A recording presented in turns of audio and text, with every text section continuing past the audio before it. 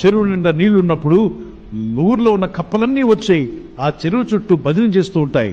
నీకు మించిన చెరువు లేదు, నీ అంత గొప్ప చెరువు లేదు, నువ్వు అద్భుతమైన చెరువువి, ఆశ్చర్యకరమైన చెరువు అంటాయి. అప్పుడు చెరువు అనుకుంటుందట, అబ్బా నన్ను భజన చేస్తున్న ఈ కప్పలు ఎప్పుడు నాతోనే ఉంటాయని.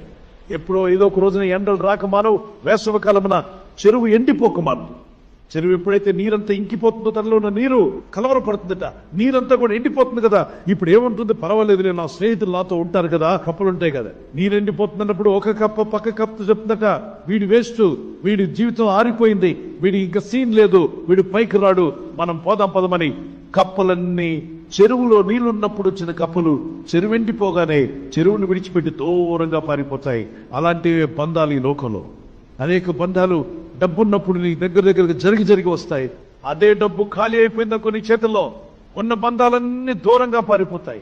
Money is a bad master and good servant. డబ్బుని డబ్బులాగా వాడుకుంటే అది నీకు సర్వెంట్ గా నీకేం కావాలని చేసి పెడుతుంది.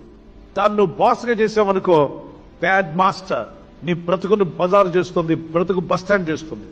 Never allow money to rule over you. 1 Timothy పత్రిక 6వ అధ్యాయం 6 నుండి 10వ వచనం వరకు. ధనవంతుల గుట్టకు అపేక్షించువారు శోధనలోను ఉరిలోను అవివేకయుక్తములకు హానికరములైన అనేక